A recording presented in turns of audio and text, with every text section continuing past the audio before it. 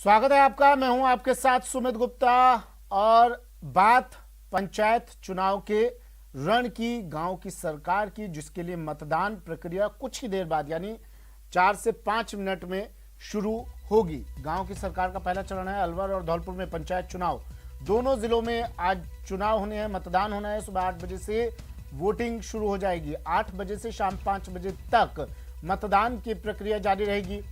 इसमें 9,41,490 मतदाता अपने मत का इस्तेमाल करेंगे। दूसरे चरण के लिए 23 अक्टूबर को चुनाव होगा और तीसरे चरण के लिए 26 अक्टूबर को वोटिंग होगी।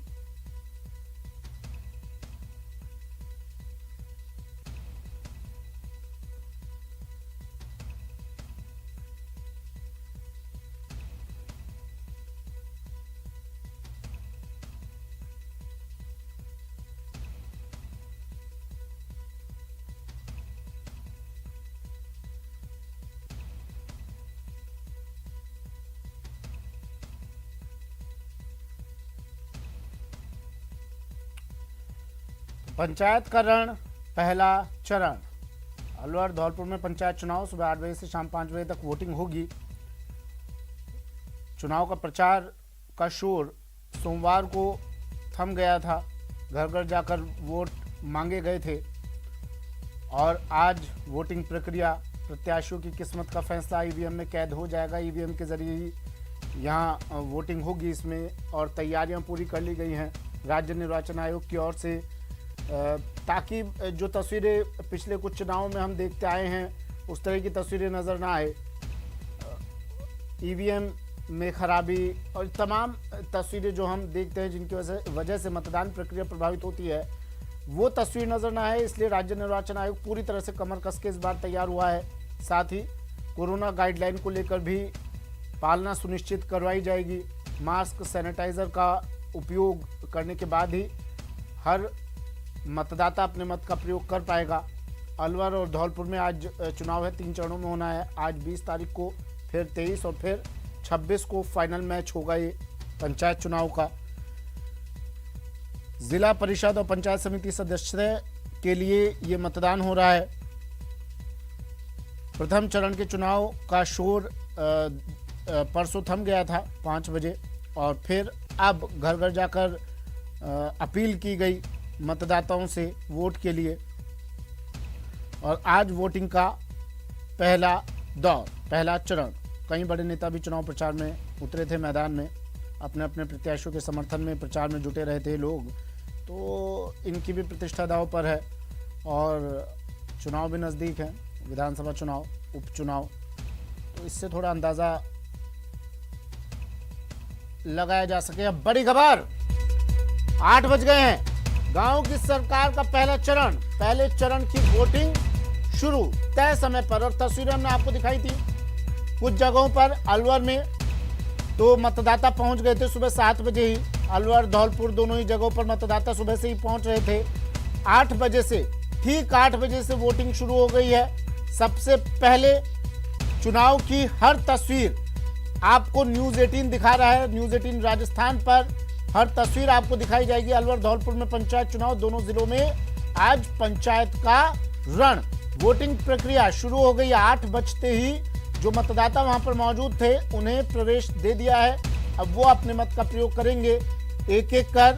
और जो तस्वीरें सुबह से हम देख रहे हैं, 7 बजे से जो तस्वीरें हम आपको दिखा रहे हैं, उत्साह मतदाताओं में काफी है, क्योंकि वो सुबह 7 बजे ही अपने मत का प्रयोग करने के लिए पहुंचे, ताकि सबसे पहले वोटिंग का काम और उसके बाद दूसरा।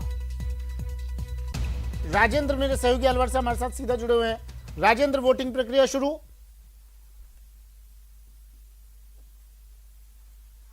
जी, 8 बजने के साथ ही वोटिंग प्रक्रिया शुरू हो गई है और हम तिजारा जो पंचायत समिति क्षेत्र है उसके भिंडोसी जो पोलिंग बूथ है वहां पर मौजूद है। हम आपको अब दिखाऊंगा किस तरीके से जो पोलिंग बूथ है वहां पर अब मतदाताओं का आना शुरू हो गया है। और अभी आपको दिखाते हैं किस तरीके से जो मतदाता हैं वो अपनी बारी का इंतजार कर रहे हैं। देखो, महिलाएं जो है वो अब मतदान केंद्र पर पहुंचना शुरू हो गई हैं। जो लाइनों की जो दौर है वो गाँव की सरकार बनाने के लिए महिलाएं अब आप देख सकते हैं किस तरीके से महिलाएं जो वो लाइन में आकर के लगने लग गई हैं और फिक्स 8 बजे हैं और 8 बजने के साथ ही जो मतदाता हैं वो अपने मत का प्रयोग करने के लिए आ गए हैं। चूंकि इस दौरान खेती का कार्य चल रहा है, इसलिए जो मतदाता हैं वो अपना काम काज करके और जो मत का अधिकार है उसका उपयोग करने के बाद वो हैं जो अपने खेती का काम काज करेंगे। जिस तरीके से जो भीड़ लगी है उसके बाद हम आपको दिखाते हैं किस तरीके से जो मतदान केंद्र है वहां पर जो मतदाता हैं वो अपने मत का प्रयोग करने के लिए आए हुए हैं। इधर भी देख सकते हैं दूसरी साइड में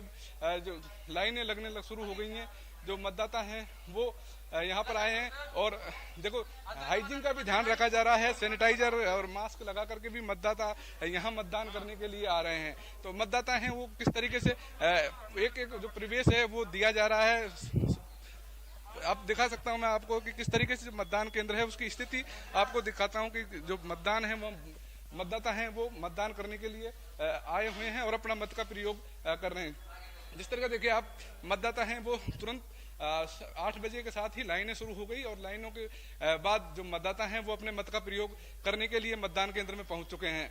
और अब पूरी तरीके से जो मतदान की जो प्रक्रिया है वो लगातार 5 बजे तक चलेगी और पुलिस का जो जाब्ता है वो पूरी तरीके से तैनात किया गया है। अब दिखाते हैं, दोबारा दिखाते हैं आपको किस तरीके से जो मतदान की जो प्रक्रिया है, मतदाता यहाँ आए हुए हैं, वो एजेंट जो हैं वो बैठे हुए हैं और जो मतदान के जो सुबह से ही जो तरीके से गांव की सरकार बनाने के लिए उत्साह है वो अब दिखाई देना शुरू हो गया है। और अभी आप दिखाते हैं मतदाता जो है पहले मतदाता इस बूथ में है वो मतदान करने के लिए आए हुए हैं। और अलवर जिले की बात करें तो अलवर में 5 पंचायत समिति क्षेत्रों में मतदान जो है वो किया जाएगा। उस 5 पंचायत समिति क्षेत्र में 973 पोलिंग बूथ बनाए गए हैं और 6,89,000 से अधिक मतदाता हैं वो अपना मत का प्रयोग करेंगे। तो जिस तरीके से आप देखते हैं मतदाता ने अपना मत का प्रयोग कर लिया है। उसके बाद अभी हम कोशिश करेंगे कि इनसे बात करते हैं कि किस तरीके से जो चुनाव के जो दूसरा जो है, चूंकि पंचायत समिति और जिला परिषद के वोटिंग है वो 2 जगह जो मतदाता है वो 2 मत का अपना प्रयोग कर रहा है, एक जिला पार्षद के लिए, एक पंचायत समिति सदस्य के लिए। तो 2 मतों का प्रयोग करने के बाद में मतदाता हैं वो अभी अपने मत का प्रयोग करके ठीक है। मैं फिर से लौट रहा हूँ आपके पास। हरवीर मेरे सहयोगी जुड़े हुए हैं धौलपुर से। हरवीर, तस्वीरें दिखाइए जल्दी से।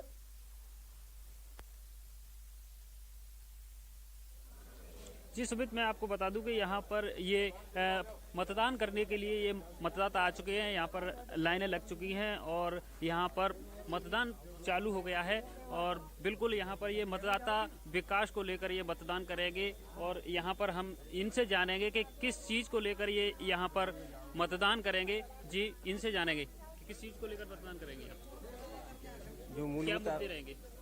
जैसे सड़क है, पानी है, बिजली है और जो भी यानी जो अधूरे कार्य हैं वो पूरे हों। तो यहाँ पर मतदाताओं का कहना है कि सड़क, बिजली, पानी और महंगाई को लेकर यहाँ पर ये मतदान करेंगे। यहाँ पर पुलिसकर्मी मौजूद हैं और अंदर भी आप देख सकते हैं कि यहाँ पर ये मतदान प्रक्रिया शुरू हो गई है। यहाँ पर मतदाताओं में उत्साह देखा जा रहा है। और जी सुमित, और देखिए वैसे तो अब बात पुरानी हो गई है लेकिन फिर भी मैं जानना चाहूँगा आपसे, कोविड गाइडलाइन को लेकर किस तरह की यहाँ पर फॉलो अप किया जा रहा है, क्या तस्वीर आपको नजर आ रही है वहां पर?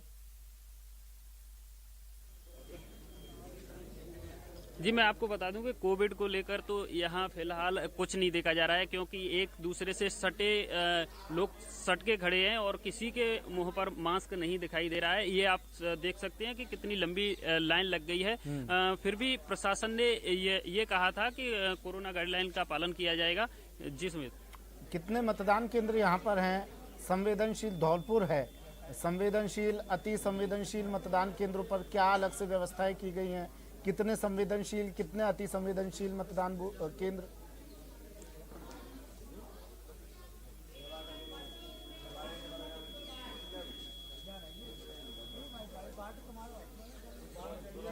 आवाज सुन पा रहे हैं हरवीरा?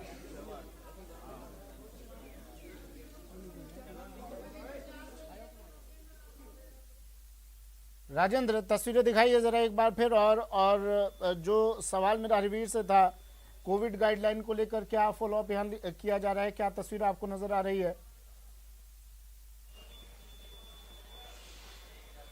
जी, कोविड गाइडलाइन की जो तस्वीरें हैं वो अभी आपको दिखाते हैं। मतदाता हमारे साथ मौजूद हैं, उनसे हम बात करते हैं कि किस तरीके के जो मुद्दे हैं वो आप तो यहाँ पर मतदान केंद्र पर आए, मतदान करने आए हैं, तो किस तरीके से मुद्दे हैं आपके यहाँ? तो यही है जो ग्रामीण लोकल मुद्दे होते हैं वो तो सभी जगह रहते हैं। जैसे क्या नाले का है, राजनीतिक पार्टियां दावे करती हैं विकास के लेकर के, क्या विकास के अब दावे दावा हैं? तो कर रहे हैं, आप देखो करते हैं कि नहीं करते। हमारा काम तो मतदान देने का था, वो दे दिया। किस तरीके से आपने प्रत्याशी का चयन किया? मतदान करते समय सोचता है कि हम अच्छे प्रत्याशी को दें, तो किस तरीके? हमने इसीलिए किया कि भाई उन्होंने कहा कि हम जो भी मुद्दे यहाँ लोकल है वो सारे करवाएंगे। जैसे नाले का है, बिजली का है या पानी का है, जो भी है। जिस तरह कहा कि लोकल मुद्दे हैं वो चुनाव में रहेंगे, जिस तरीके से आपने कहा कि जो कोविड गाइडलाइन है उसको लेकर हाइजीन का किस तरीके से ध्यान रखा है, तो हम आपको बताना चाहेंगे कि यहाँ देख सकते हैं कि जो पुलिसकर्मी है वो अपनी ड्यूटी में है, मास्क लगाकर बैठे हैं। सैनिटाइजर के लिए यहाँ पर बोतल रखी हुई है, हाथों से सैनिटाइज कराया जा रहा है, और जो मतदाता है उनको भी मास्क या अपना रुमाल जो देसी कहा जाता है गमछा है उसको मास्क के रूप में इस्तेमाल कर रहे हैं। तो कहीं न कहीं अलवर जिले में जो 5 ब्लॉक हैं वहां पर 16 पंचायत जिला परिषद के जो वार्ड हैं उनके लिए मतदान हो रहा है, और 99 जिला जो पंचायत समिति सदस्य हैं उनके लिए जो मतदान है वो हो रहा है। 973 पोलिंग बूथ बनाए गए हैं। 6,89,000 जो टोटल मतदाता हैं वो मतदान इस आज के दिन अपने मत का प्रयोग करेंगे। इसके अलावा अगर सुरक्षा की बात की जाए तो 2,500 से अधिक पुलिसकर्मियों का जो जाब्ता है वो लगाया गया है, और पूरे 5 ब्लॉक में 117 पोलिंग बूथ ऐसे हैं जिनको संवेदनशील और अति संवेदनशील मानते हुए वहां पर अतिरिक्त जाब्ता और हथियारबंद जवान तैनात किए गए हैं। देखिए राजेंद्र, अभी आप जब लाइव कर रहे थे तो एक अच्छी बात ये भी है कि कुछ मतदान कर्मियों के चेहरे पर मास्क नहीं थे, तो जैसे ही उन्होंने कैमरा देखा तो उन्होंने अपना चेहरा छुपा लिया, मास्क लगाने की उन्होंने कोशिश की। ठीक है, देर आए दुरुस्त है।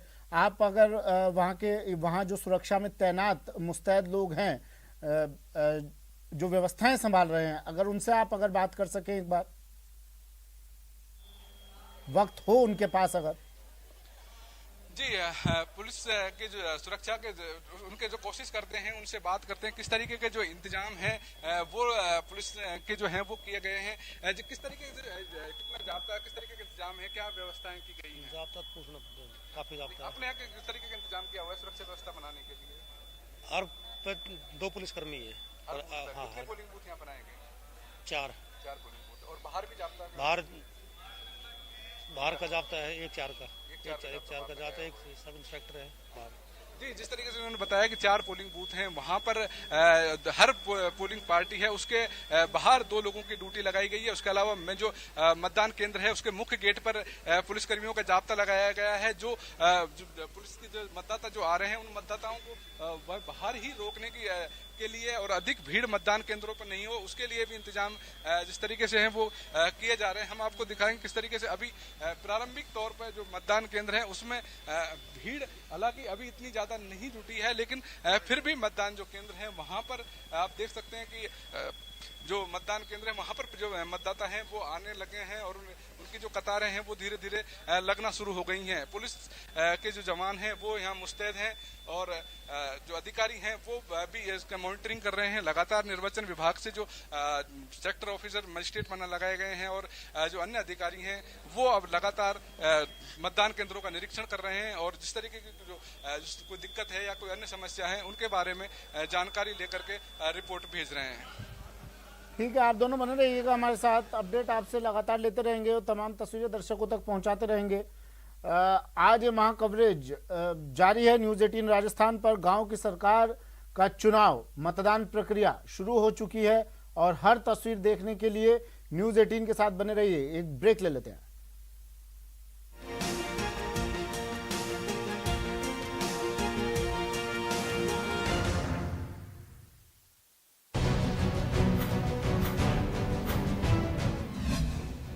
तो 76 सीटें, 2 जिले, 3 चरण।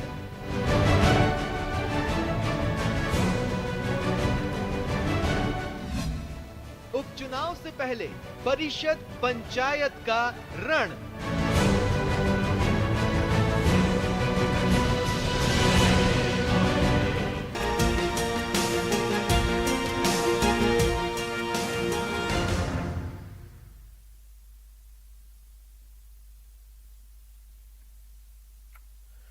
ब्रेक के बाद स्वागत है आपका। तो पंचायतकरण शुरू हो चुका है।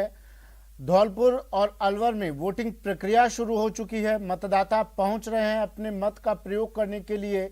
सुबह 8 बजे से लेकर और शाम 5 बजे तक वोटिंग प्रक्रिया जारी रहेगी। लेकिन एक सुखद तस्वीर ये नजर आई कि सुबह 7 बजे से ही मतदाताओं के पहुंचने का सिलसिला यहां शुरू हो गया था। राज्य निर्वाचन आयोग पूरी तरह से तैयार है, टीमें भेज दी गई कल ही, और उसके बाद शुरू हुई मतदान प्रक्रिया में भी टीमों को मुस्तैद देखा गया। चाहे वो सुरक्षा को लेकर गठित की गई टीमें हो, चाहे वोटिंग प्रक्रिया में शामिल ये टीमें हो, राज्य निर्वाचन आयोग की तरफ से गठित की गई ये टीमें। 1263 मतदान केंद्र स्थापित किए गए हैं। और देखिए, इस चुनाव की सबसे खास बात ये कि महिलाओं की संख्या बहुत ज्यादा है। वोटिंग करने जो महिलाएं यहाँ पर पहुंचेंगी, और महिलाएं बढ़ चढ़कर हिस्सा भी ले रही हैं। हम ये तस्वीर आपको सुबह 7 बजे से दिखा रहे हैं। सबसे पहले कामकाजी महिलाओं ने, गृहिणियों ने पहले अपने वोट की जिम्मेदारी पूरी की, और उसके बाद किसी दूसरे काम की तरफ कदम बढ़ाया जाएगा। लेकिन फिलहाल सबसे जरूरी, और न्यूज़ 18 भी यही अपील कर रहा है आपसे कि घरों से निकलिए और लोकतंत्र के इस पर्व में अपनी भूमिका निभाइए, मतदान जरूर कीजिए। आज ये तमाम मतदाता अपने मत का प्रयोग करने के लिए पहुंच रहे हैं। हालांकि अभी शुरुआती दौर है, इसलिए मतदाताओं की संख्या भी कम दिखाई दे रही है, लेकिन जैसे जैसे वक्त बढ़ेगा मतदाताओं की संख्या भी बढ़ेगी। राजेंद्र मेरे सहयोगी अलवर से हमारे साथ लगातार जुड़े हुए हैं और हर तस्वीर आप तक पहुंचा रहे हैं। क्या राजनीतिक समीकरण राजेंद्र, अलवर के इन पंचायत समितियों में जहां चुनाव हो रहे हैं, वहां के क्या राजनीतिक समीकरण कहते हैं? कितने प्रत्याशी, क्या गणित कहता है यहाँ का? सुमित, सबसे पहले मैं आपको दिखाऊं किस तरीके से मतदान के प्रति जो क्रेज है वो देखा जा सकता है। मतदाता हैं जिनके पैर में प्लास्टर लगा हुआ है, उसके बाद किसी मशक्कत के बाद वो मतदान केंद्र पर आ रहे हैं। उनके परिजन हैं, उनको लेकर के आए हैं। आप देख सकते हैं किस तरीके से उनके पैर में प्लास्टर हो रहा है, वो खुद नहीं चल पाते। लेकिन गाँव की सरकार अपने मतदान के प्रति कितने जागरूक है, उसका एक उदाहरण ये देख सकते हैं। इससे नायाब उदाहरण नहीं देख सकता कि जो मतदाता है वो अपने मत का प्रयोग करने के लिए किस तरीके से मतदान केंद्र पर आए हैं। उसे सहारा देकर के लाया गया है। उनके पैर में फ्रैक्चर हुआ है, किस तरीके से हुआ है वो मैं अभी बात करता हूं। अब कुर्सी पर बैठ जाएं। किस तरीके से मैं अभी सुमित इनसे बात करते हैं कि इनका क्या नाम है, किस तरीके से ये आए हैं, और मतदान के प्रति जो क्रेज है वो आप देख सकते हैं कि एक मतदाता अपने मत का प्रयोग करने के लिए कितना दुख सहन करते हुए अपने मत का प्रयोग करने के लिए आए हैं। जी, आपका नाम बताएं। सतीश कुमार जी। सतीश जी, आपके क्या हुआ है पैर में? सर, ये मैं काम करता था तो ट्रैक्टर से एक्सीडेंट हो गया था 2-2.5 महीने पहले। तब आप मतदान करने के लिए आए जी। हैं। क्या आपका जो लक्ष्य है, किस तरीके से आप देख रहे हैं कि गांव की सरकार के लिए आप खुद मतदान करने के लिए आए हैं? सर, ये तो हमारा नागरिक कर्तव्य है वो वोट देना, और जो हमारा काम है वोट देने का, कैसे भी आके जो जन सेवा है वो हम कर रहे हैं, और हमारा काम है जो वोट गिरने को हम कर रहे हैं। किस तरीके के मुद्दे जो हैं वो आप पाते हैं कि गाँव में विकास को लेकर के दावे किए जाते हैं, लेकिन विकास है वो इतना हो नहीं पाता है? सर, हमको ऐसे कैंडिडेट को चुनना है जो हमारे गांव के कुछ लक्ष्य को हासिल करे, थोड़ा सा हमारे प्रोग्रेस करे, तो गरीबों की सहायता करे, मजदूरों के टाइम मजदूरी या कोई भी योजना आती रहे उनको संपर्क करे।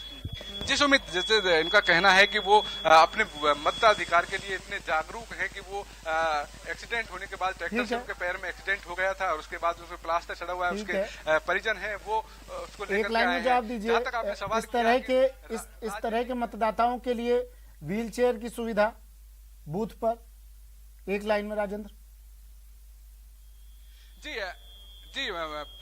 व्हील चेयर की व्यवस्था अभी कहीं दिखाई नहीं दी है। परिजन खुद उनको लेकर के आए हैं, पैर को उठा करके। ठीक है, आपके पास राजेंद्र लाया गया है। हमारे मेहमान हमारे साथ जुड़ गए हैं बीजेपी से, कविराज जी हमारे साथ जुड़ गए हैं। स्वागत है कविराज जी आपका न्यूज़ 18 राजस्थान पर। और वरिष्ठ पत्रकार अवधेश आकोदिया जी हमारे साथ जुड़ गए हैं। अवधेश जी, स्वागत है सर आपका भी। आप दोनों के पास में आऊंगा, लेकिन उससे पहले धौलपुर आपको लिए चलते हैं। हरवीर जुड़े हुए हैं। हरवीर, तस्वीरें क्या अब?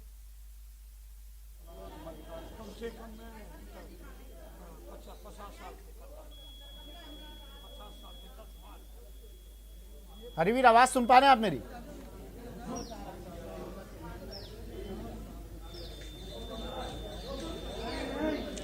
जी सुमित, जी सुमित, मैं आपको बता दूं कि यहाँ पर मतदान प्रक्रिया शुरू हो गई है और यहाँ पर धौलपुर पंचायत समिति के लिए 29 वार्ड हैं जिनके लिए चुनाव होना है और राजाखेड़ा के लिए 25 जो पंचायत समिति के वार्ड हैं उन पर चुनाव होना है। और वहीं अपन बात करें जिला परिषद की, तो जिला परिषद में धौलपुर में 4 वार्ड हैं और 5 वार्ड हैं और राजाखेड़ा में 4 वार्ड हैं। उनके लिए कुल मिलाकर 9 पंचायत समितियों पर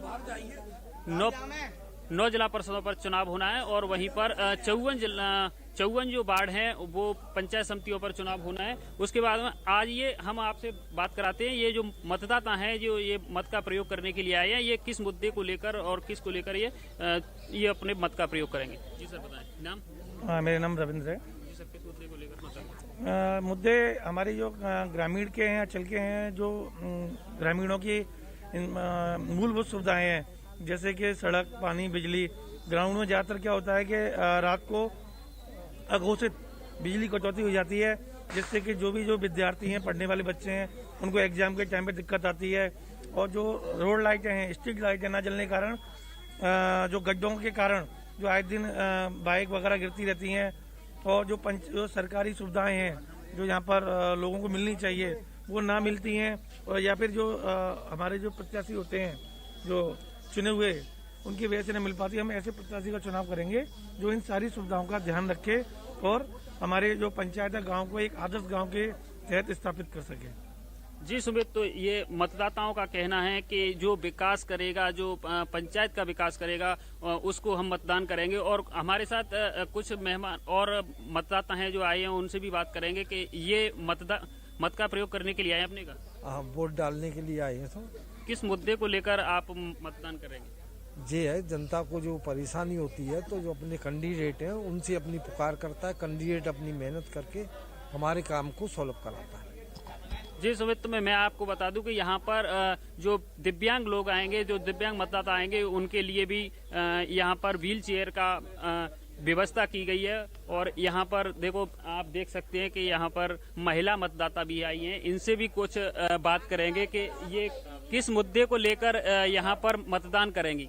जी बोलिए, किस मुद्दे को लेकर मतदान करेंगे? हमका मुद्दा लेके करेंगे। मुद्दे क्या रहेंगे? ये रहेंगे गांव की समृद्धि करना और सारे लोग वोट डालें, कोई वंचित नहीं रहे। पंचायत में कोई समस्या? हमारी पंचायत में कोई समस्या नहीं, आप बताएं। कुछ नहीं है। जी सुमित, तो बिल्कुल मैं आपको बता दूं, इधर भी ले चलता हूं। यहाँ पर पुलिसकर्मी भी मौजूद हैं और ये लाइन लगी है। यहाँ पर मतदाता अपने मत का प्रयोग करने के लिए आ रहे हैं। और मैं आपको यहाँ पर बता दूं कि पूरे जिले में 3 चरणों में मतदान होना है और ये आज पहला चरण है जिसमें राजाखेड़ा और धौलपुर पंचायत समिति में चुनाव हो रहे हैं। जी सुमित, ठीक है, आप बने रहिएगा दोनों हमारे साथ। आपके पास फिर से मैं लौटूंगा और कोई भी अपडेट आती है तो आप इशारा कीजिएगा, मैं तुरंत आपके पास पहुंचूंगा। मेरे मेहमान हमारे साथ जुड़े हुए हैं, बीजेपी से कविराज जी हमारे साथ जुड़ गए हैं। कविराज जी, किस तरह से देख रहे हैं आप आज जो वोटिंग हो रही है, क्या नजर आता है आपको भविष्य? देखिए, सबसे पहले तो मैं न्यूज़ 18 के दर्शकों को मतदान की अपील करूंगा, क्योंकि पंचायती राज लोकतंत्र की रीढ़ मानी जाती है और गांवों की सरकार बनती है, तो मतदाता अधिक से अधिक वोट करें। और जहां तक बात है इस मतदान को कैसे देखते हैं, तो आज मैं बात करता हूं गांधी जी के स्वप्न ग्राम स्वराज की। कांग्रेस पार्टी के द्वारा इसे पूरी तरह से खंडित किया गया, क्योंकि जो चुनाव आज पहले 21 जिलों के होते हैं, फिर 6 जिलों के होते हैं, तो पूर्ण रूप से इसे तार-तार करके खंडित कर दिया गया और कहीं ना कहीं ये ग्राम विकास में बाधक बन रहे हैं। ठीक है, अवधेश आकोदिया जी, सर कितना उपचुनाव नजदीक है सर? उससे पहले पंचायत चुनाव और हमने देखा विधायकों की, पूर्व विधायकों की सिफारिशों पर टिकट दिए गए, कई बड़े चेहरे पंचायत चुनाव में जुट गए और मत की अपील की, वोट की अपील की। किस तरह से पंचायत चुनाव सीढ़ी बनेंगे उपचुनाव में? सुमित जी, देखिए, जो हमारे राजस्थान में ये परंपरा रही है कि जिसकी राज्य में सत्ता होती है उसी की गांव में सरकार बनती है। लेकिन जो पहला दौर हुआ था पंचायत चुनाव का, उसमें इस ट्रेंड को भारतीय जनता पार्टी ने तोड़ा था और कांग्रेस को करारी शिकस्त मिली थी, भाजपा की भारी जीत उस चुनाव में हुई थी। उसके बाद लेकिन जो दूसरा दौर हुआ उसमें कांग्रेस ने सफलता हासिल की और भाजपा को उतनी सफलता नहीं मिली जितनी पहले दौर में पार्टी को मिली थी। ये वाला जो दौर है पंचायत चुनाव का, हालांकि 2 ही जिले इसमें आते हैं, 2 ही जिलों में का जो पहला चरण है मतदान का वो आज हो रहा है, लेकिन इसके राजनीतिक मायने हैं दोनों राजनीतिक दलों के लिए। और इसके अलावा जो 2 विधानसभा की सीटों पर जो उपचुनाव हो रहा है, क्योंकि उससे पहले इसके रिजल्ट आ जाएंगे, वहां पर वोटिंग होगी उससे पहले, तो उसका निश्चित रूप से एक मनोवैज्ञानिक असर जो 2 सीटों पर उपचुनाव हो रहा है विधानसभा का उस पर पड़ेगा, और जो ओवरऑल असर पड़ेगा राजनीति पर वो तो दिखेगा ही। और यही कारण रहा कि तमाम नेता जुट गए। हाँ, बिल्कुल बिल्कुल, जो दोनों राजनीतिक दल हैं उनके जो शीर्ष नेता हैं वो पंचायत चुनाव की तैयारियों में जुटे हुए हैं, पूरी तरह से कमान उन्होंने संभाल रखी है। जिलों में कोई मंत्री हैं, प्रभारी मंत्री हैं, भारतीय जनता पार्टी के जो शीर्ष नेता हैं, प्रभारी जो लगाए गए हैं वहाँ पर, वो लगातार टिकट वितरण से लेके और बाद में चुनाव प्रचार तक, और बाद में किस तरह से जो उम्मीदवार होंगे वो, क्योंकि यहाँ पर जो पंचायत समिति के सदस्य जीतेंगे वो प्रधान बनाएंगे, जिला परिषद के सदस्य जीतेंगे वो जिला प्रमुख बनाएंगे, किस तरह से उनकी बाड़ेबंदी करके रखनी है, क्योंकि अल्टीमेटली जो टैली देखी जाती है वो प्रधान की और जिला प्रमुख की देखी जाती है। तो आपने पहले भी देखा है किस तरह से जोड़ तोड़ करके और जिला प्रमुख और प्रधान बनाए जाते हैं। तो अभी से बाड़ेबंदी की भी प्रक्रिया स्टार्ट हो गई है। तो दोनों राजनीतिक दलों के नेताओं ने पूरी तरह से इसमें जोर लगा रखा है। लेकिन अवधेश जी, मुझे बताइए, गांव की सरकार है सर, और किसान तो अब केंद्र में बैठी सरकार से भी नाराज नजर आ रहा है। किसानों के ऊपर तो हनुमानगढ़ में राज्य सरकार ने भी लाठियां बरसवा दी थी। तो किस तरह से उनका मूड स्विंग होगा इस दौरान, आज वोटिंग के दौरान? देखिए सुमित जी, जो गांव की सरकार होती है, जो पंचायत चुनाव होते हैं, वो किसी एक मुद्दे पर नहीं लड़े जाते हैं। सबसे ज्यादा जो मायने रखती है वो जो प्रत्याशी होता है उसकी व्यक्तिगत छवि किस तरह की है, उसके संपर्क किस तरह के, वो सबसे ज्यादा मायने रखता है। इसी वजह से आप देखते हैं बड़ी संख्या में निर्दलीय यहाँ पर जीत कर आते हैं। उसके बाद आती है पार्टी का जो कोर वोट बैंक होता है वो उम्मीदवार को, पार्टी के उम्मीदवार को मिलता है। उसके बाद जो मुद्दे हैं वो स्टार्ट होते हैं, जो स्थानीय मुद्दे हैं वो सबसे ज्यादा हावी रहते हैं। उसके बाद जो प्रदेश स्तर के मुद्दे हैं वो हावी होते हैं। उसके बाद जो राष्ट्रीय स्तर के मुद्दे होते हैं वो हावी रहते हैं। तो जहां तक किसान आंदोलन का सवाल है, मुझे नहीं लगता पंचायत चुनाव में बहुत ज्यादा असर उसका पड़ेगा। जो तात्कालिक मुद्दे हैं, जैसे अभी गाँव में किसानों को खाद की बड़ी समस्या आ रही है, बड़ा क्राइसिस है, तो ये चुनाव में निश्चित रूप से असर डाल सकता है। लेकिन किसान आंदोलन का बहुत ज्यादा इस पर असर पड़ता हुआ मुझे दिखाई नहीं देता है। हालांकि जो पहला दौर हुआ था पंचायत चुनाव का, उसमें जब भारतीय जनता पार्टी को भारी जीत मिली थी तो भाजपा के राष्ट्रीय नेताओं ने भी ये प्रचारित किया था कि देखिए, किसान भले ही आंदोलन कर रहे हैं लेकिन जो गांव का किसान है वो हमारे साथ है, और राजस्थान के पंचायत चुनाव ने इस पर मोहर लगा दी है। लेकिन जब दूसरा दौर हुआ, जब उसमें बीजेपी को उतनी जीत नहीं मिली, कांग्रेस उसमें जीती, तो ये सारे के सारे जो तर्क हैं वो उलट गए पूरी तरह से। तो मुझे नहीं लगता है कि किसान आंदोलन का बहुत ज्यादा असर पंचायत चुनाव पर पड़ेगा। कविराज जी, देखिए अवधेश जी भी बता रहे हैं जिस तरह से पहले चरण में ठीक है आपको थोड़ी बढ़त मिली, दूसरे में आप थोड़े पिछड़े, इस बार आप क्या देख पा रहे हैं, कहाँ देख पा रहे हैं खुद को? देखिए, अगर हम पहले चरण की 21 जिलों की बात करें तो लगभग 2.5% वोट भारतीय जनता पार्टी के पक्ष में अधिक मिला और बहुमत मिला। तो आप ये देखिए कि सत्ता में होने के बावजूद भी भारतीय जनता पार्टी विपक्ष में रहते हुए गांवों तक पहुंची और गांवों में बहुमत हासिल किया। और यदि हम बात करें तो उसके बाद 6 जिलों के हुए चुनाव में तो लगभग स्थिति थोड़ी सी भारतीय जनता पार्टी पिछड़ी, लेकिन फिर भी आप देखिए कि सत्ता का और पूरी मशीनरी के दुरुपयोग के बावजूद भी भारतीय जनता पार्टी लगभग कड़ी टक्कर 6 जिलों में दे पाई। और यदि बात करूं मैं कांग्रेस की, तो कांग्रेस जब अभी अवधेश जी बात करते किसानों की, तो कांग्रेस जो कर्ज माफी के वादे के साथ आई थी, तो अभी जो आगामी चुनाव जो बाकी हैं उनमें क्या लेकर जाएगी? अगर मैं आंकड़ों की बात करूं तो लगभग 1,20,000 करोड़ रुपए का कर्ज 2018 के विधानसभा चुनाव में किसानों पर था। और जब ये बात करते हैं किसान कर्ज माफी की, तो अगर हम बात करें, ये कहते हैं कि हमने कर्ज माफ किया, तो मैं बता दूं कि लगभग 8,000 करोड़ रुपए का कर्ज माफ किया गया, और यदि इसको प्रतिशत में काउंट करें तो लगभग 7% इन्होंने कर्ज माफ किया, जो पूरे 3.5 साल में किसानों का कर्ज माफ कर पाए। और सबसे बड़ी चौंकाने वाली बात ये देखिए कि आज दौसा जिले में और कई ऐसे जिलों में किसानों के पास कुर्की और जमीन की नीलामी के नोटिस आ चुके हैं, जमीनें नीलाम की जा रही है किसानों की। तो अब आप देखिए कि क्या क्या कांग्रेस क्या लेकर जाएगी। एक बहुत बड़ी बात मैं कहना चाहूंगा कि केंद्र सरकार के द्वारा हाल ही में 4 लाख प्रधानमंत्री ग्राम आवास योजना के तहत 4 लाख मकानों की योजना का लक्ष्य राज्य सरकारों को आवंटित किया, और राज्य सरकार की आप अकर्मण्यता देखिए कि ये 8,000 गांवों को में वरीयता सूची भी नहीं तैयार कर पाए कि जो जिससे कि ये किसानों जो गांव के जो निवासी हैं उनको मकान दे सके। तो आप ये देखिए कांग्रेस का चरित्र ऐसा है कि उनके पास में किसान के और गांव वालों के करने के लिए कुछ है नहीं। आप ये देखिए, विपक्ष के तौर पर आप लोगों ने क्या किया किसानों के लिए? कौन सी आपने आवाज बुलंद की किसानों की तरफ से? कोई बड़ा धरना प्रदर्शन आपको नजर आता है कोई इन 2.5 सालों में? निरंतर कर्ज माफी के लिए पहले दिन से ही, जब ये 10 दिन की बात करके आए थे कि 10 दिन में किसान का कर्ज माफ कर देंगे, लगातार भारतीय जनता पार्टी, चाहे आप बात करेंगे विधानसभा की, चाहे आप बात करेंगे सड़क की, और हर जगह पुरजोर तरीके से किसानों की और गांवों के विकास के लिए भारतीय जनता पार्टी सड़क तक आवाज उठा रही है।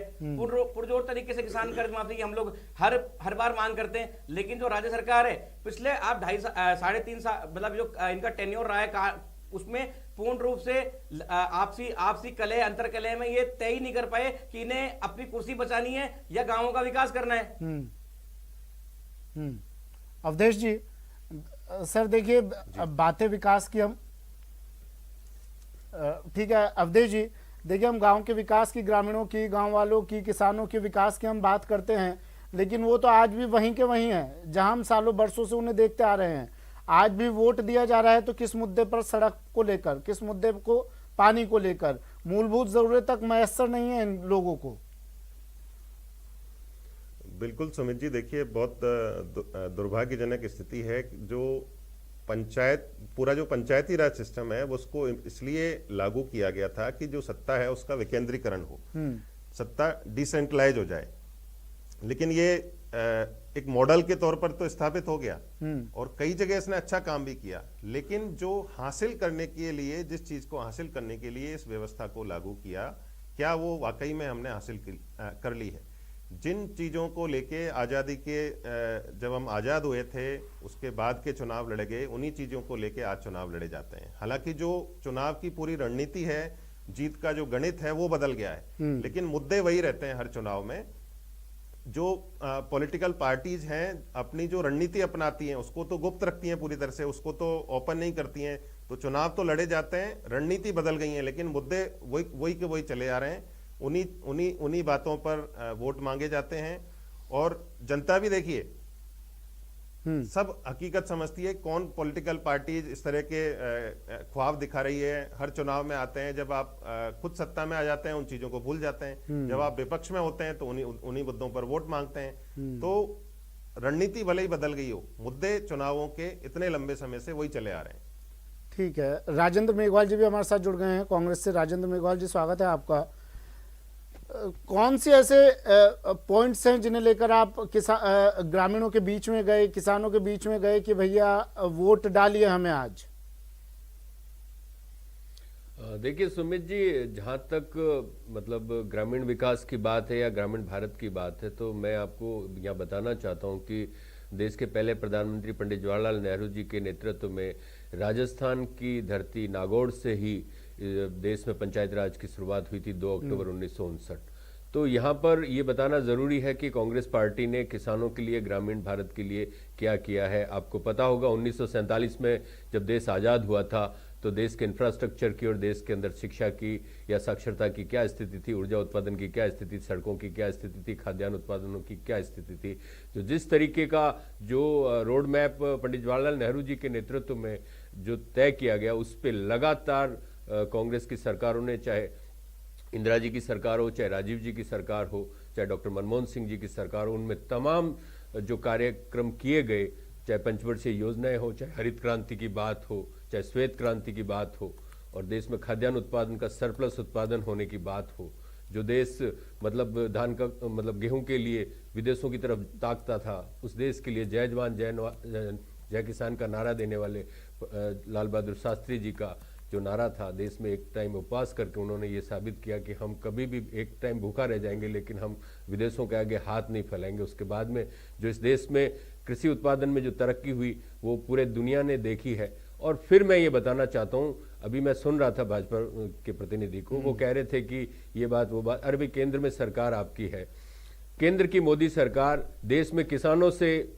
उनकी आय दुगनी करने का वादा 2022 फरवरी मतलब 2-3 महीने बाकी है, दुगनी करने का वादा करके सत्ता में आई थी। और वो सरकार आज मतलब किसानों की आय कई गुना बढ़ गई है। आज डीजल 100 से पार, कल ही मैंने 104 रुपए से अधिक का डीजल है, 115 के आसपास पेट्रोल आ गया है, 100,000 के करीब आपका गैस सिलेंडर पहुंच गया है। अरे भाई क्या हालात हो गए हैं। आप देखिए इस देश के अंदर गरीब आदमी को मारने का इस सरकार ने पूरा का पूरा योजना बना ली है। मतलब 1,000 रुपए का सिलेंडर, उज्ज्वला योजना की ये बात करते हैं, मैं कहता हूं उज्ज्वला योजना के अंदर 70% उपभोक्ताओं ने दोबारा सिलेंडर ही नहीं भरवाया।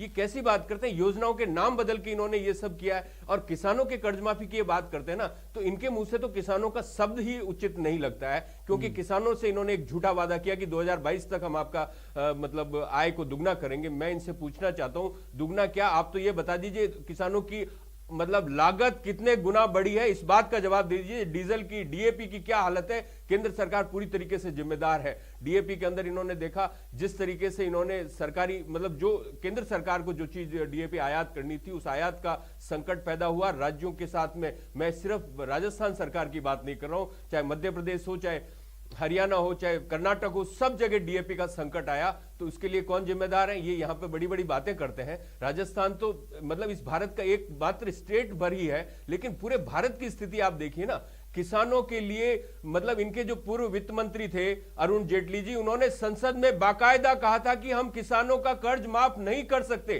तो आज इस बात के लिए कहे, ये किस बात की बात करते हैं? राजस्थान सरकार ने यूपीए 2 का कार्यकाल था। सुन लीजिए एक मिनट सुन लीजिए। 72,000 करोड़ का कर्ज यूपीए 2 के कार्यकाल में डॉक्टर मनमोहन सिंह के राज में माफ किया गया था। देश के अंदर अगर मनरेगा की जो क्रांतिकारी योजना की शुरुआत थी, ग्रामीण रोजगार गारंटी की योजना दी गई, तो वो कांग्रेस के शासन में दी गई। तीसरी तो बार ये सारी बातें मैं बताना चाहता अशोक हूं। गहलोत की सरकार बनी, कर्ज माफी हो गया तमाम किसानों का। सर मेरी बात सुन लीजिए सुमित जी, मुझे पता था आप यही सवाल पूछेंगे, मुझे पता था ये सवाल पूछेंगे। मैं आपको ये बताना चाहता हूं कि राजस्थान में अपने हिस्से का जितना भी कर्ज माफ किया जा सकता था कोऑपरेटिव बैंकों का, राजस्थान ने कर दिया। उसके बाद केंद्र सरकार को यह चिट्ठी लिखी कि जो व्यावसायिक बैंक अपने घोषणा पत्र में कहा था सर बताइए आपने घोषणा पत्र में कहा था कि कोऑपरेटिव बैंक का हम माफ करेंगे, इस बैंक का नहीं करेंगे, ये बात मेंशन की थी आपने। सुन लीजिए सुमित जी, ये अंडरस्टूड बात है कि कर्ज पूरा का पूरा व्यावसायिक बैंकों का भी होता है और नेशनलाइज्ड बैंकों का भी होता है। इसके अंदर ये किसी को बताने की जरूरत नहीं है। केंद्र सरकार और राज्य कोई अलग अलग नहीं है, देश का संघीय स्वरूप है, आपको पता होना चाहिए। ये देश है ना, राज्यों का संघ है, और राज्यों की जितनी जिम्मेदारी उतनी की उतनी केंद्र की जिम्मेदारी होती है। केंद्र ने कृषि कानून ला दिए, क्या राज्यों के हित में राज्यों से बात की? आप बताइए ना, राज्यों से केंद्र ने बात नहीं की और कृषि कानून ला दिए। आज मैं ये कहता हूँ, हरियाणा में, पंजाब में, गंगानगर मतलब यहाँ पे जा नहीं सकते। आपकी बात का जवाब नहीं देता हूं मैं, कविराज जी बोलिए। ये दूर फिरते रहते हैं। मैं नहीं बोलूंगा सर, कविराज जी जवाब दे देंगे आपकी बात का। फिर मैं कुछ सवाल के साथ आपके पास फिर लौट रहा हूँ। कविराज जी जवाब दे दीजिए पहले इन बातों का, फिर मैं राजेंद्र जी आपका बात कर रहे थे। अब ये बात कर रहे थे आपने, आपके कांग्रेस के देश के सबसे बड़े नेता राहुल गांधी जी फिंगर टिप्स में 10 दिन गिना रहे थे, संपूर्ण कर्ज माफी का वादा किया था। आपने कहीं अपने घोषणा पत्र में मेंशन नहीं किया था नियम शर्त। आप उस समय आपने उस समय क्यों नहीं कहा कि हम नियम और शर्तें लगाएंगे कि हम इतना कर्ज माफ करेंगे? उन्होंने स्टार लगाया था नीचे, आपने उन्होंने एक स्टार लगाया था, टर्म्स एंड कंडीशन अप्लाई। आप सुनिए, भारतीय जनता पार्टी के पिछले शासनकाल में 50,000 रुपए का तुरंत कर्ज माफ किया गया, प्रत्येक किसान को लाभ मिला, 50,000 रुपए का कर्जा माफ किया गया। और अभी बात कर रहे थे डीजल पेट्रोल की, तो आप ही बात सुनिए, जीएसटी काउंसिल की बैठक में क्यों नहीं अशोक गहलोत सरकार ने ये कहा कि हम आप पेट्रोल डीजल को जीएसटी के दायरे में लाइए? अशोक गहलोत सरकार ने तुरंत हाथ अरे हमारे तो मैनिफेस्टो में था, आप लोग लागू कीजिए ना। आपने जीएसटी का पैसा अभी तक राज्यों को नहीं दिया है, कंपनसेशन की बात कीजिए। आपको पता नहीं है ना, आप लोग देखते नहीं है। आप अपना घोषणा पत्र पढ़ के आइए पहले, उसके बाद बात कीजिए। केंद्र सरकार निरंतर तेल निर्यातक देशों से मीटिंग कर रही है, निरंतर काम चालू है। और जब आप कदम जब अंतर्राष्ट्रीय बाजार में तेल के भाव गिर रहे थे तब इन्होंने पेट्रोल और डीजल के दाम बढ़ाए है। इसकी बात का जवाब सुमित जी कौन देगा? आप देंगे या भाजपा के मित्र देंगे? बताइए मेरे को। जब अंतर्राष्ट्रीय बाजार में कच्चे तेल के भाव घट रहे थे, न्यूनतम स्तर पे थे, उस वक्त केंद्र सरकार ने बढ़ाए कि जो भी डीजल और पेट्रोल के पेटे में जो आय हुई है वो गरीब आदमी को मिली या नहीं मिली, इस बात का जवाब चाहिए। इसका जवाब बिल्कुल बीजेपी नेता से मैं ले लूंगा। आप पहले जवाब दीजिए सर, कितना पेट्रोल पर कितना डीजल पर वैट सेस आपने कम किया जो आपके हाथ में? सुमित, हाँ सुमित जी, बिल्कुल अच्छी बात है, आपने ये बात की। अगर आप इस चैनल पे ये बात कह रहे हैं कि राज्य का वैट और केंद्र की एक्साइज ड्यूटी को आप तुलना कर रहे हैं, तो मेरे ख्याल से ये बिल्कुल भी उचित नहीं होगा। राजस्थान सरकार जब से बनी है उसके बाद से मेरे ख्याल से वैट घटाया गया है। आप देखेंगे इस बात का, अभी जस्ट कोरोना के टाइम के अंदर ही राजस्थान सरकार ने 2% घटाया था। फिर मैं आपको बताना चाहता हूं, वसुंधरा जी की भी सरकार थी, वैट उस वक्त भी लगता था। एक बात। दूसरी बात मुझे बताइए, करीबन 9 गुना से अधिक एक्साइज ड्यूटी 2014 के बाद बढ़ी है। 9 गुना डीजल पर एक्साइज ड्यूटी बढ़ी है और पेट्रोल पर 3.5 गुना एक्साइज ड्यूटी बढ़ी है। एक बिल्कुल बेसिक सवाल का जवाब लेना है सर मुझे आपसे, राजेंद्र मेघवाल जी। बिल्कुल बेसिक क्वेश्चन। 414 रुपए, सुनिए एक मिनट 414 रुपए का जो सिलेंडर था। बोलिए बहुत वक्त है सर, बोलिए। आज बिजली की दरें 5 बजे तक वोटिंग है, बहुत वक्त है, बोलिए। बिजली की दरें बढ़ रही है। कविराज जी मैं आ रहा हूं, आज वक्त काफी है हमारे पास, 5 बजे तक वोटिंग होगी, तो तब तक सवाल जवाब चालू रहेंगे। आप बोलिए राजेंद्र जी, फिर मैं आपसे सवाल लूंगा। जी, मैंने आपको गैस, पेट्रोल और डीजल की बात बताई। मैं इसी का बताना चाहता था कि 2014 के अंदर जब हमारी सरकार मई के अंदर बदली, उस वक्त 414 रुपए का सिलेंडर था और उसके साथ में गैस सब्सिडी भी आती थी उपभोक्ता के खाते में। अब ना तो सब्सिडी आती है और ना ही उसको सस्ता गैस मिलता है। ये कहते थे बहुत हुई महंगाई वार, अब की बुलाओ मोदी सरकार। अरे भाई क्या बात करते हो आप? 1000 रुपए का गैस सिलेंडर दे रहे हो गरीब आदमी को, जिसका रोजगार छिन गया, जिसकी कारोबार छिन गया, जिसका सब कुछ, थड़ी पटरी वाले लोग बेरोजगार हो गए। गरीबों को देखा इस देश ने कैसे दिल्ली से, बॉम्बे से, मतलब कहां से दूर सुदूर इलाकों किसानों के खाते में पैसा जा रहा है सर हर महीना, मतलब शायद अगर मैं सही हूं तो। किसानों के कविराज जी, किसानों के मैं सही हूं तो बताइए जरा। 500 रुपया महीना होता है, 500 रुपए महीना होता है। कितना पैसा दे रही है मोदी सरकार किसानों के खाते में हर महीना?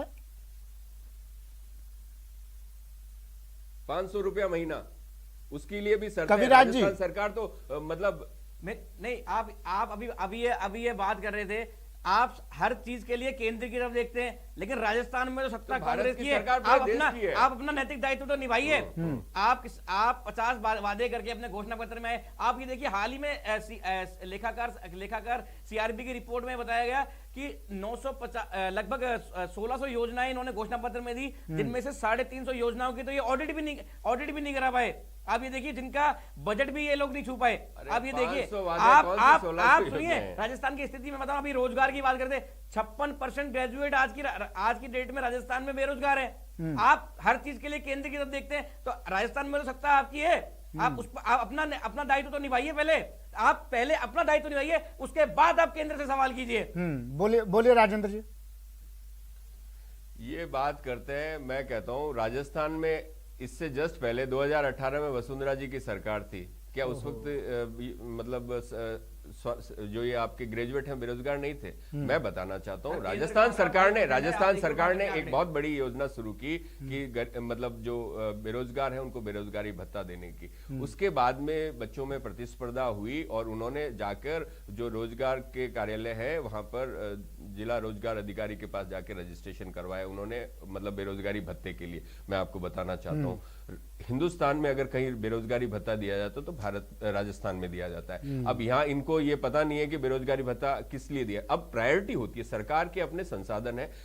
खासकर मैं आपको बताना चाहता हूं, जीएसटी लगने के बाद में रात को 11 बजे मोदी जी ने घंटा बजा करके देश में क्रांति की शुरुआत करें। जीएसटी का जो था, जब मोदी जी मुख्यमंत्री थे और देश में मनमोहन सिंह जी प्रधानमंत्री थे, वो व्यवहारिक रूप से इस देश में लागू करना चाहते थे, एक देश एक टैक्स। ठीक है, अब उस वाले टैक्स के अंदर इन्होंने मना किया। उस वक्त वो लगातार मना करते रहे, नहीं साहब राज्यों के हितों की रक्षा की जानी चाहिए। और जैसे ही प्रधानमंत्री बने वैसे ही उन्होंने आलन फालन में लागू कर दिया, अव्यवहारिक रूप से जीएसटी लागू किया गया।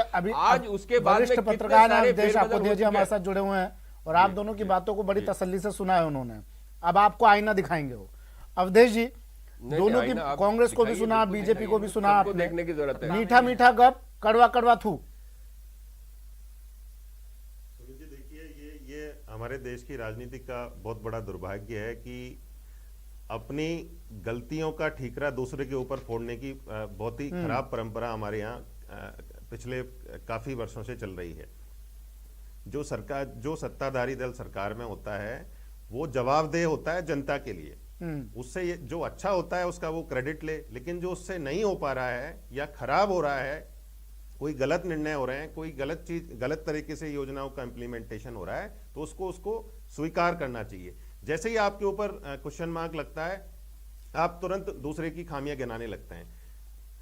जैसे खुद की कमीज उजली नहीं है तो दूसरी की कमीज पर भी काले खाप दिखाने लगते हैं। तो ये जो पूरी की पूरी परंपरा है, इससे देश की ना तो लोगों का भला होना है ना राजनीति का भला होना है, क्योंकि जनता सब समझने लग गई है। लेकिन भारतीय जनता पार्टी से जैसे ही सवाल पूछा जाता है कि पेट्रोल डीजल रसोई गैस के जो दाम बढ़ रहे हैं उनका क्या कारण है, तो वो तुरंत राजस्थान में गिना देते हैं कि यहाँ पर तो वेट बहुत ज्यादा है। तो आप मध्य प्रदेश का भी देख लीजिए, फिर वहां पर भी तो ज्यादा है ना, वहां पर आपके दल की सरकार है, वहां आप ये लॉजिक भी नहीं दे पाते हैं। यहाँ पर आप, क्योंकि कांग्रेस की सरकार है तो वेट आपको याद आता है, लेकिन जो आपने जो 350% पेट्रोल पर और 950% आपने डीजल पर जो एक्साइज ड्यूटी बताई है, बढ़ाई है, उसका कहीं से लॉजिक समझ में आता है किसी को? अब आप कहेंगे कि हम किसानों को पैसा दे रहे हैं, हम 90 करोड़ लोगों को फ्री में राशन दे रहे हैं, तो आप ये तो उसी तरह की बात हुई ना। आप किसी का पैर काट के उसको बैसाखी दे दीजिए, किसी का खून चूस लीजिए, फिर उसको आप विटामिन का कैप्सूल थमा दीजिए। तो आप जिन गरीबों को खाद्यान्न देने का दावा कर रहे हैं, लोगों को वैक्सीन लगाने का दावा कर रहे हैं, वो सब लोग पेट्रोल डीजल रसोई गैस का इस्तेमाल कर रहे हैं या नहीं कर रहे हैं? आप एक परिवार का कैलकुलेशन निकाल लीजिए, पूरे खाद्यान्न का खर्च निकाल लीजिए, पूरे वैक्सीन का खर्चा निकाल लीजिए, और जो आप योजनाओं का लाभ दे रहे हैं, तो 100% आप मान लीजिए जो पेट्रोल डीजल और रसोई का खर्चा है ना, उससे ज्यादा वो लोग सरकार को दे रहे हैं, मिल उनको कम रहा है। हाँ। जो आम आदमी है, जो मिडिल क्लास है, मिडिल क्लास की स्थिति तो और ज्यादा खराब है। आप देखिए, मेरा और आपका एग्जांपल दे देता हूं सुमित जी आपको। मैं घर से निकलता हूं, जिस घर में रहता हूं मैं उसका आउटस्टेज दे चुका हूं। जब मैंने उसकी रजिस्ट्री कराई थी तो मैंने सरकार को टैक्स भी दे दिया। वहां पर जो पानी यूज करता हूं उस पर तमाम तरह के टैक्स लगे हुए हैं, कई सेस लगे हुए हैं उस पर। जो बिजली का बिल भरता हूं उस पर कई तरह के टैक्स लगे हुए हैं। जिस सड़क पे चलता हूं, जिस गाड़ी से चलता हूं उसका रोड टैक्स पहले ही जमा करा चुका हूं। शहर से बाहर निकलता हूं, जिस भी रोड पे निकलूंगा वहां टोल लगेगा मेरा। फिर जो मैं कमाता हूं महीने भर में, आप उसमें से इनकम टैक्स ले लेते हैं। तो मुझे आप दे के आ रहे हैं, मेरे से तो ले ही ले रहे हैं आप। तो ये पूरे मिडिल क्लास की स्थिति है। नहीं सर, दे रहे हैं आपको, स्थिति तो आप छोड़ दीजिए। आपको भी दे रहे हैं सर, आश्वासन दे रहे हैं आपको, और वो देते रहेंगे। एक ब्रेक ले लेते हैं, ये चर्चा यूं ही जारी रहेगी।